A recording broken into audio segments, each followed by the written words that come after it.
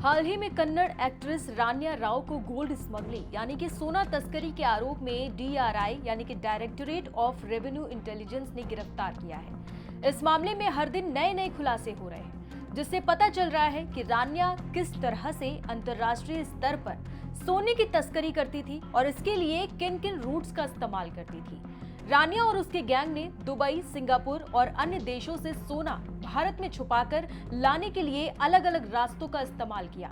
कभी फ्लाइट्स में छिपाकर तो कभी समुद्री रास्ते से सोना भारत पहुंचाया जाता था। तस्कर बैग में, इलेक्ट्रॉनिक्स गैजेट्स में छुपाकर, यहाँ तक कि बेल्ट और कपड़ों के अंदर सोना छिपाकर भारत लाते थे। जांच एजेंसियों को शक है कि रान्या का कुछ बॉलीवुड और राजनीतिक हस्तियों से भी कनेक्शन हो सकता है, जो इस नेटवर्क को सपोर्ट करते थे।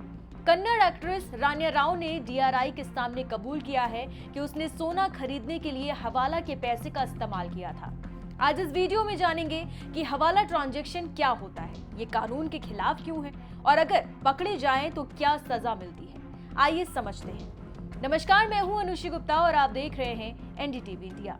रान्या राव फिलहाल डीआरआई की हिरासत में है और उससे लगातार पूछताछ की जा रही है। जांच में कई और नाम सामने आए हैं, जिनमें कुछ बड़े तस्कर और उनके सहयोगी शामिल हैं। चलिए जानते हैं कि क्या होता है हवाला।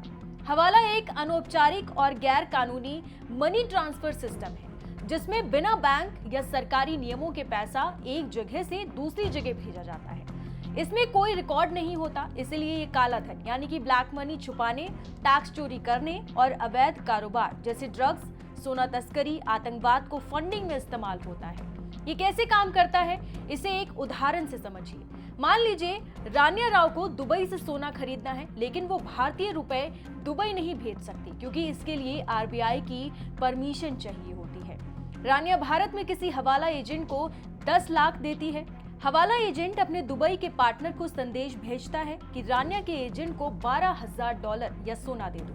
दुबई का एजेंट बिना किसी बैंक ट्रांजैक्शन के सोना दे देता है।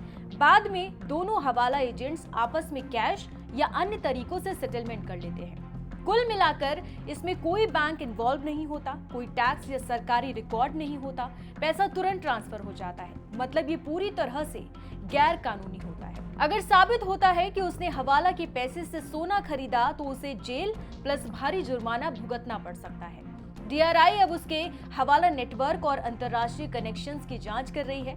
सजा के तौर पर जुर्माना यानी कि लेन देन रकम का 3 गुना तक, जेल 5 से 7 साल की कैद, संपत्ति जब्ती, अवैध लेन देन से जुड़ी संपत्ति जब्त की जा सकती है।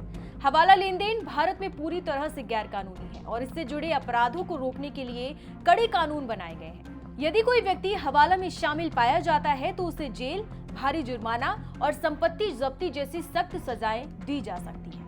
फिलहाल इस वीडियो में इतना ही। बाकी तमाम खबरों को विस्तार से जानने के लिए आप देखते रहिए एनडीटीवी खबर ब्रीफ, मेरे साथ सिर्फ एनडीटीवी के यूट्यूब चैनल पर।